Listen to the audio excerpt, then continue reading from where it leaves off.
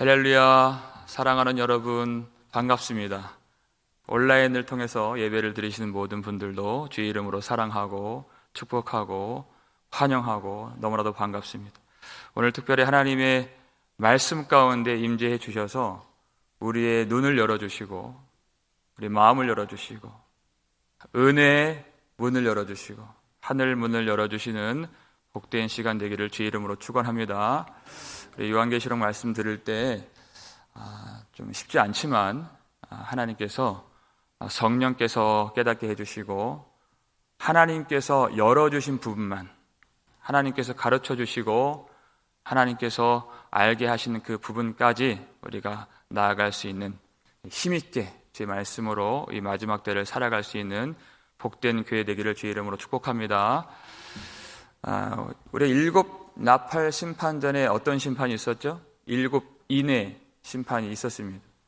그때에도 6째 인까지 하나님 말씀하시고 막간의 환상을 주님이 보여주셨어요. 그것이 뭐냐면 하나님의 인침받은 14만 4천 하나님의 백성들과 그리고 수를 헤아릴 수 없는 천상의 예배자의 환상을 잠깐 보여주시고 또 진행을 하셨죠. 여기서도 마찬가지로 6째 나팔 심판의 환상이 끝나고 나서 바로 7째 나팔 심판이 이제 들어가는 것이 아니라 또 막간에 2가지 환상이 있는데 그 첫 번째가 작은 두루마리를 먹는 환상이 있고 그리고 2 증인의 환상이 들어가게 됩니다. 우리가 그 첫 번째 내용을 오늘부터 한 3일 동안 살피게 되는데 우리 본문 1절 먼저 함께 읽겠습니다. 내가 또 보니 힘센 다른 천사가 구름을 입고 하늘에서 내려오는데 그 머리 위에 무지개가 있고 그 얼굴은 해 같고 그 발은 불기둥 같으며 그랬습니다. 힘센 다른 천사가 등장하는 것입니다.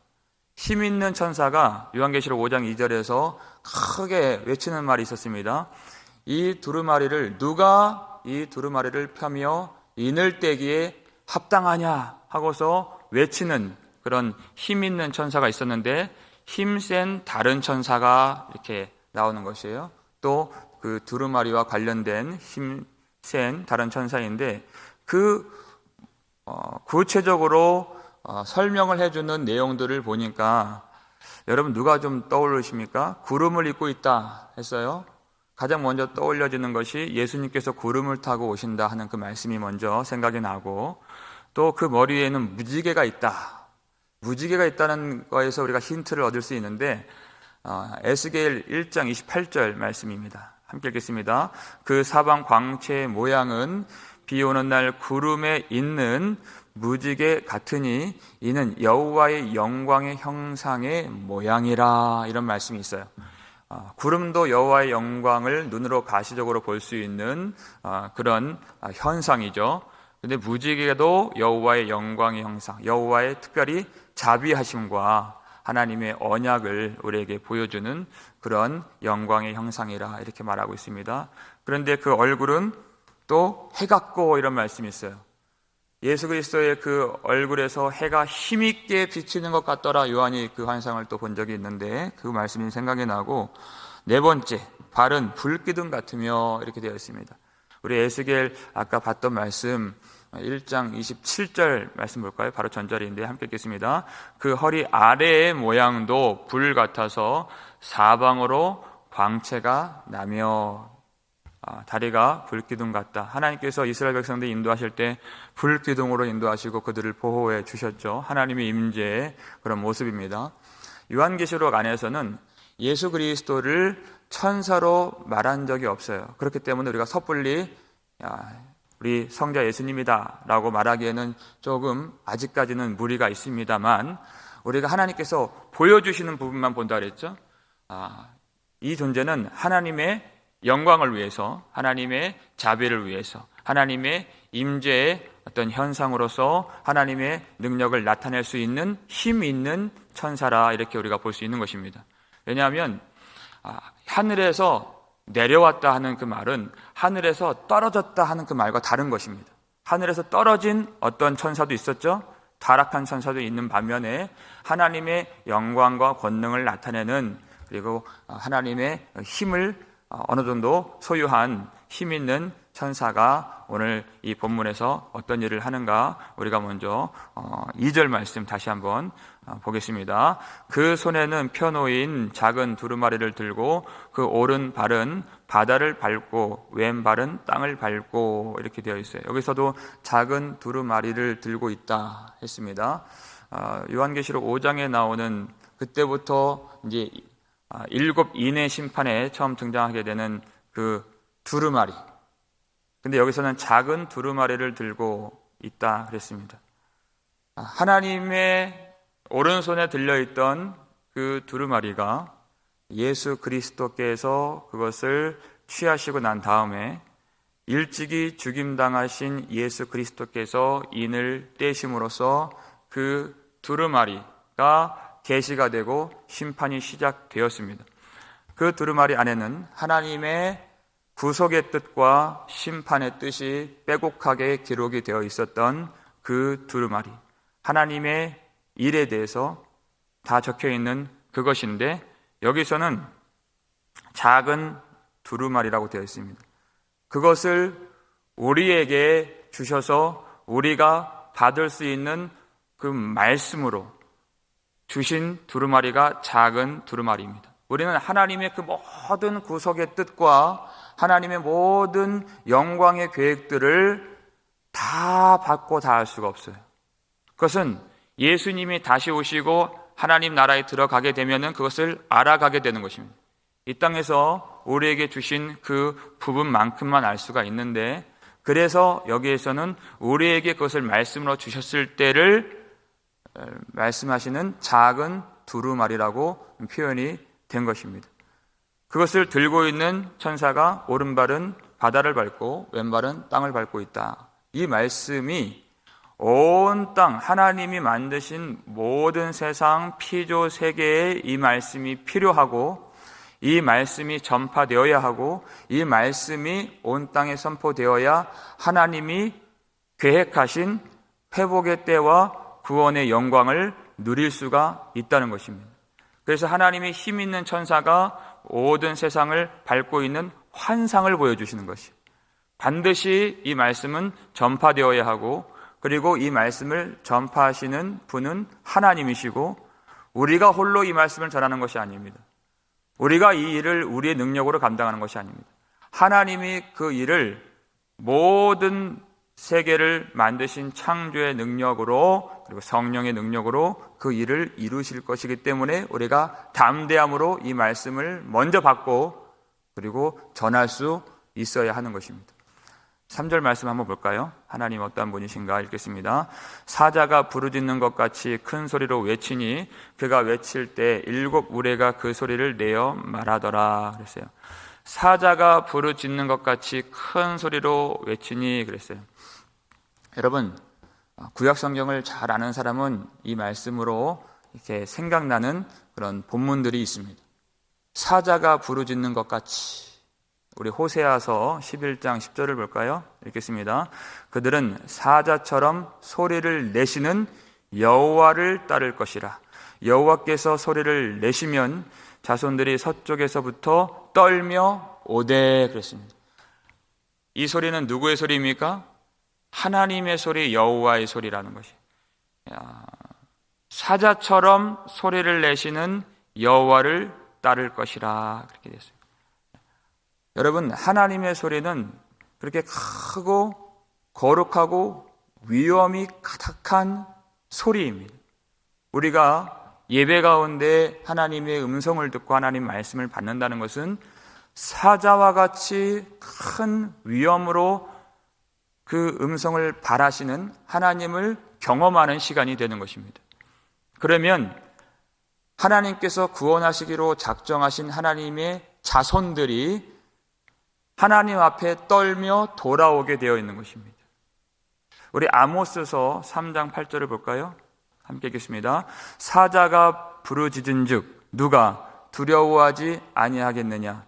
주 여호와께서 말씀하신즉 누가 예언하지 아니하겠느냐? 그랬어요. 예언한다는 것은 말씀을 선포하는 것입니다.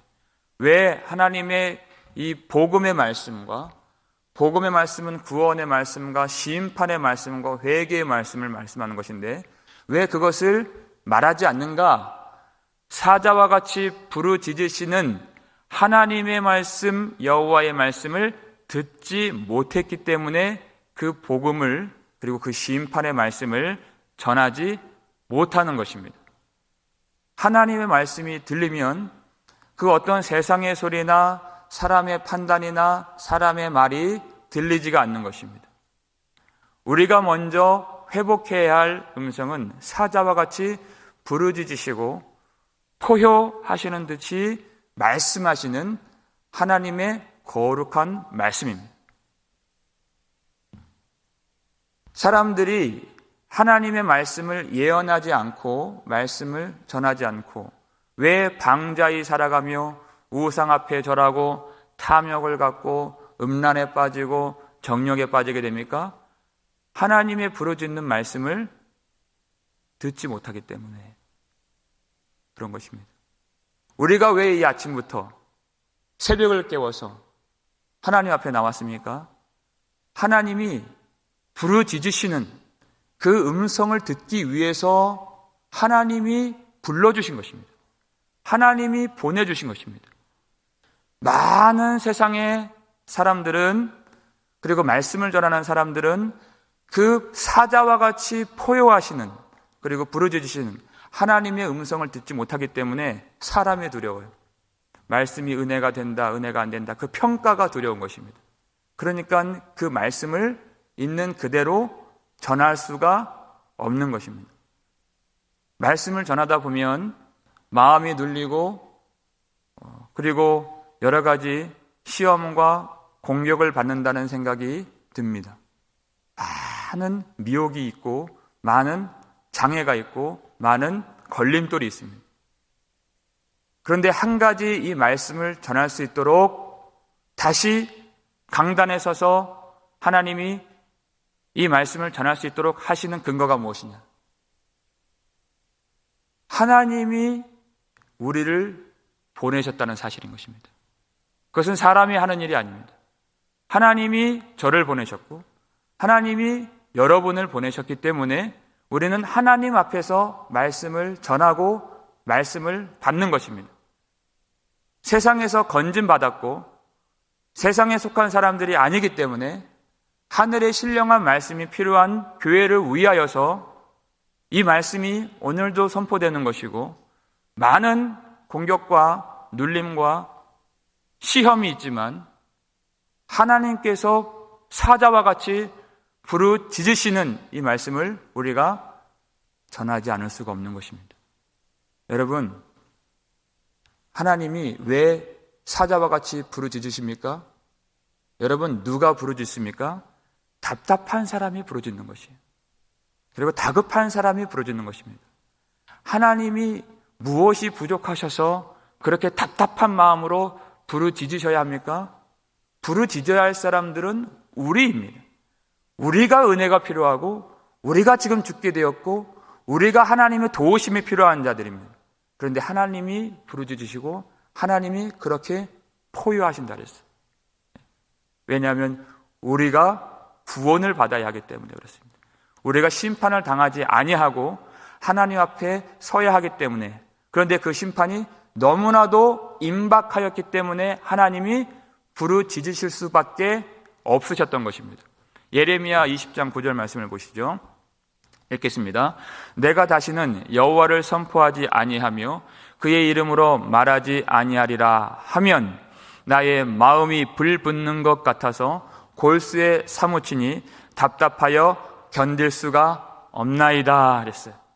예레미야입니다. 예레미야가 이 하나님의 말씀을 전하는 것이 너무나도 힘들어서 그가 이제는 이 말씀을 더 이상 전하지 않겠습니다 하고 포기를 선언한 것입니다. 내가 다시는 여호와를 선포하지 아니하며 그의 이름으로 말하지 않겠습니다. 나는 이제 더 이상 주님의 이 말씀을 전하지 않겠습니다. 8절 말씀을 보니까, 왜냐하면 멸망과 심판을 선포함으로 여호와의 말씀으로 말미암아 종일토록 치욕과 모욕거리가 되었나이다 이렇게 말씀하고 있어요. 하나님이 주신 말씀을 그대로 그 멸망의 말씀, 그 심판의 말씀을 이스라엘 백성들에게 전하니까 사탄이 얼마나 그를 공격하고 이스라엘 백성들의 그런 치욕을 받고 모욕을 받고 조롱을 받고 멸시를 받고 사람들이 구덩이에 파서 그를 죽이려고 하는 그 일을 당하는지 너무나도 괴로워서 그가 더 이상 말하지 않겠습니다. 전하지 않겠습니다. 그렇게 했을 때, 그렇게 결단한 순간 마음에 불이 임하게 되었다는 것이에요. 마음에 불이 임하여서 골수에 사무치니 내 마음이 답답하여 견딜 수가 없나이다, 이렇게 말하고 있는 것이에요. 내가 말을 하지 않으려고 했는데 성령께서 그 마음에 불을 주셔서 하나님이 그 답답해 하시는 그 마음이 그 안에 그대로 임하게 되어서 그가 다시 백성들에게 나아가서 그들은 좋아하지 않는 말씀이지만 하나님이 곧 이 땅을 멸하시고 심판하신다는 그 말씀을 그가 전하지 않을 수 없었다는 것입니다. 이게 하나님의 사람입니다. 자기도 힘듦이 있고 낙심이 있고 어떨 때는 포기하고 싶은 마음이 들지만 그 마음이 성령으로 불이 붙어서 그 심판의 불이 붙는 백성들을 향해서 이 말씀을 전하지 않을 수가 없는 것이에요. 그 속에 하나님의 마음으로 가득하여서 사탄은 계속해서 교회를 공격하고 그 일을 중단하게 만들고 그 말씀을 버리게 만들고 예레미야에게 그냥 굿이나 보고 떡이나 먹으라는 식으로 이 말씀을 포기하도록 그렇게 계속 시험하는 것입니다. 그것이 지금 우리가 당면한, 우리가 싸워야 할 믿음의 싸움인 것이에요. 눈에 보이진 않지만 사탄이 우리로 이 말씀을 버리게 하고 이 말씀을 못 전하게 하고 이 말씀을 받지 못하게 하는 그 싸움에서 하나님의 성령의 불을 내려주셔서 마음에 불이 붙어서 하나님의 그 견딜 수 없는, 사자와 같이 부르짖지 않을 수 없는 그 마음을 우리에게 내려주셔서 이 말씀을 온전히 받고 온전히 전해지는, 그리고 우리도 선포하는 그런 교회가 되기를 주의 이름으로 축원합니다. 하나님의 마음이 임해야 하나님의 백성들이고 하나님의 마음이 우리 속에 들어와야 하나님의 인침받은 성령의 사람이라 할 수가 있는 것입니다.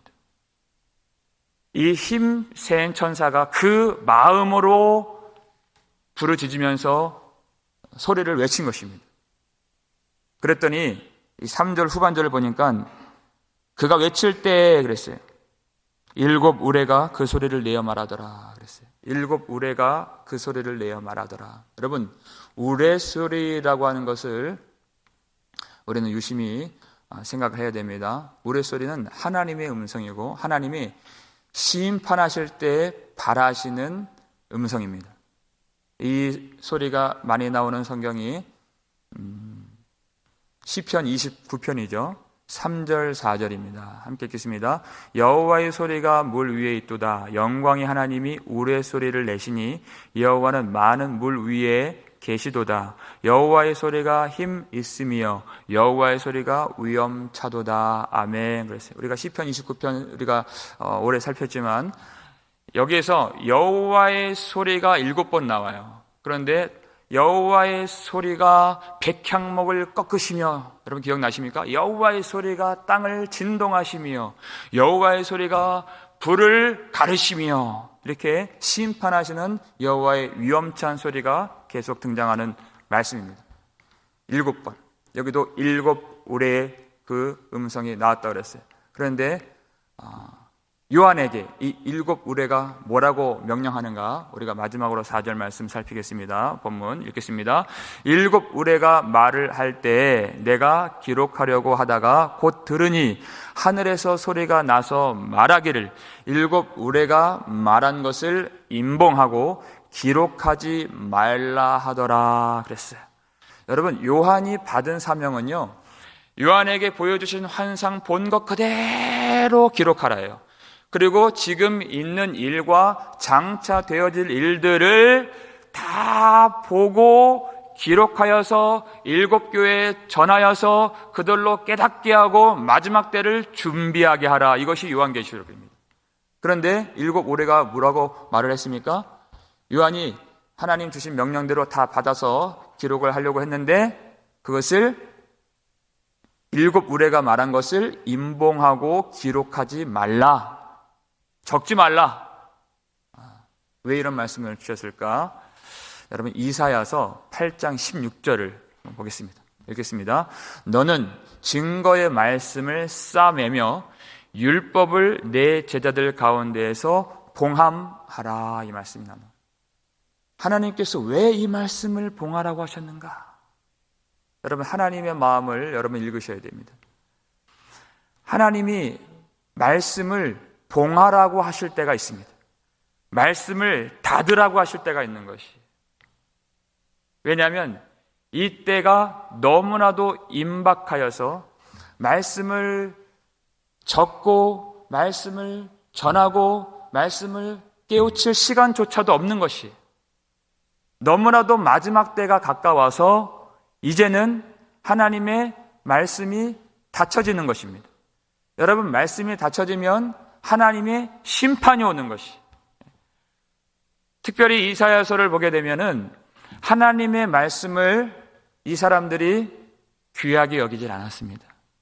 그러면 하나님이 오래 참으시고 노하기를 더디하시는 하나님이시지만 그렇게 멸시하는 사람들 앞에 이 말씀을 끝까지 전하지는 않으십니다. 왜냐하면 그들은 점점 말씀을 들을수록 마음이 닫혀지고 말씀을 들을수록 마음이 강팍해지고 완악해지는 것을 보실 때에는 이 명령을 주시는 것이에요. 이 말씀을 싸매고 이 말씀을 봉함하라. 우리가 요한계시록 9장 마지막 2절에서 하나님이 뭘 보셨습니까? 9장 20절을 보니까요. 남은 사람들이 손으로 행한 일을 회개하지 아니하고 이것을 보신 것이. 21절 어떤 것을 보셨어요? 또 그 살인과 복술과 음행과 도둑질을 회개하지 아니하더라. 그것을 보신 다음에 이 말씀을 봉함하라. 그 우레소리로 심판을 명하신 하나님의 말씀. 여러분, 이 말씀이 들리는 때가 여러분 은혜의 때인 줄 믿으시길 바랍니다. 하나님이 이 말씀을 귀하게 여기지 않는 사람들에게, 귀하게 여기지 않는 시대에는 이 말씀을 싸매고 더 이상 선포하지 않으십니다. 그리고 그 촛대를 옮겨버리신다는 것이. 그런데 하나님이 이 말씀을 사랑하고 이 말씀을 귀하게 여기고 이 말씀을 알고자 하고 성령의 지혜가 있고 하나님의 탄식이 있고 성령의 불이 있어서 견딜 수 없는 하나님의 마음이 그대로 임한 하나님의 백성들에게는 이 봉해진 말씀의 복음을 더 열어주시는 것입니다. 임박한 때일수록 하나님의 말씀으로 이 심판의 말씀들로 인하여서 더 백성들을 거룩하게 만들고 세상 사람들은 이것으로 더 마음이 굳어지고 하나님 앞에 나오지 않고 회개가 막히지만 하나님의 말씀을 사모하고 하나님의 인침받은 교회에는 이 말씀을 더 열어주시고 더 하나님의 백성답도록 하나님이 그들을 거룩하게 하시고 그들의 스스로 정결함을 추구하고 주님 오실 날을 준비하게 만들어주신다는 것이에요. 그래서 마태복음 13장 12절을 보면은 무릇 있는 자는 뭐라고 말씀하셨죠? 무릇 있는 자는 받아 넉넉하게 되되 그랬어요. 없는 자는 있는 것도 빼앗기리라 그랬어요. 마지막 날이 갈수록 하나님의 성령을 모시고 말씀이 있고 지혜가 있고 말씀을 품은 자들에게는 더 그 하나님의 말씀을 받아서 풍성한 은혜를 넉넉하게 부어주신다고 약속을 해주신 것입니다. 하나님의 은혜가 없는 자들, 하나님의 말씀을 받지 못한 자들은 갈수록 마음이 막히고 기도가 막히고 회개가 막히게 되는 것이. 우리가 기도할 수 있는 것은, 우리가 회개할 수 있는 것은 하나님이 주셨기 때문에 회개할 수 있는 것입니다. 사람이 어떤 감미로운 말을 한다고 해서 회개가 되는 것이 아니에요. 그 분위기가 회개하는 분위기가 되어서 하는 것이 아닙니다. 하나님이 회개케 하시는 그 교회는 회개할 수가 있는 것입니다. 우리가 이 말씀을 온전히 깨달아서 하나님의 마음을 알므로 그렇게 마음이 답답하셔서 부르짖을 수밖에 없는 그 하나님의 마음을 헤아리고 우리가 이제는 하나님 앞에서 부르짖음으로써 그 은혜를 구하여서 하나님의 마음을 시원케 해드리는 그런 교회가 되기를 주의 이름으로 축원합니다. 하나님의 은혜를 사모하고 하나님의 말씀을 사모하는 교회에는 하나님이 더 은혜를 부어주세요. 더 말씀을 열어주시고 하나님이 그 말씀 볼 수 있는 눈을 열어주십니다. 하나님이 우리의 눈을 열어주시고 귀를 열어주시고 그리고 복음의 계시의 문을 열어주시고 은혜의 문을 열어주시고 하늘의 문을 활짝 열어주실 수 있는 그런 말씀 사모하는 교회가 되기를 저와 여러분 되시기를 주의 이름으로 축원합니다. 기도하겠습니다. 아버지 하나님, 오늘도 우리에게 말씀해 주셔서 하나님께서 이제는 지체하지 아니하리라, 하나님의 그 비밀이 이루어지리라 하신 그때가 된 줄 믿습니다. 이 마지막 때가 다 되었고 곧 예수 그리스도 오실 날을 우리가 볼 터인데 하나님, 마지막까지 복된 교회를 정결하게 해주시고 말씀 받고 은혜 받고 성령 받고 인침 받은 하나님의 백성들이 날마다 주님의 말씀을 사모하며 세상에 속한 자가 아니요 하나님께 속한 자임의 증거들이 많이 나타날 수 있도록 주님이 은혜를 부어 주시옵소서. 하나님, 우리를 더욱더 거룩하게 우리를 빚어주시고 우리 마음에 세상 사람들이 갖는 그 죄악들과 탐심과 음란과 우상 숭배들을 다 제하여 주시고 우리의 삶을 깨끗하게 해 주셔서 하나님의 백성들의 참 모습들이 발견될 수 있도록 은혜를 베풀어 주시옵소서. 아버지 하나님, 하나님께서 이제는 이 모든 말씀을 닫으시고 심판으로 임하실 때 우리의 완전한 구원에 임하게 되는 줄 믿습니다. 성도들은 두려워하지 않도록 해주시고 하나님, 그 가운데서 하나님이 하실 일을 잠잠히 기다리고 주님을 바라보면서 새 하늘과 새 땅을 우리가 고대하고 소망할 수 있는 믿음을 더하여 주시옵소서. 무릇 있는 자는 받아 넉넉하게 되리라 하셨습니다. 하나님 말씀을 우리에게 주셨사오니 날마다 날이 갈수록 주의 은혜를 풍성하게 누릴 수 있도록 도와주시고 마지막 때가 가까이 올수록 우리 마음의 성령으로 충만하여 주고 성령의 불이 임하여서 하나님의 심정을 가지고 우리가 끝까지 이 말씀을 받고 또 이 말씀을 전하고 이 말씀을 잘 선포할 수 있는 복음의 문, 전도의 문이 열릴 수 있도록 귀한 교회를 축복하여 주시옵소서. 우리 모든 권속들과 모든 성도들, 우리 모든 자녀들, 모든 후손들이 하나님을 온전히 알고 예수 그리스도를 온전히 믿고 의지할 수 있도록 도와주시고 이 환난의 때에 이 말씀으로서 승리하고 믿음으로써 모든 어려움들을 이기며 하나님을 잠잠히 바라보고 소망하며 우리가 승리할 수 있도록 모든 성도들 축복하여 주시옵소서. 감사를 드렸고 우리를 구속해 주신 예수 그리스도의 이름으로 축복하며 기도드리옵나이다. 아멘.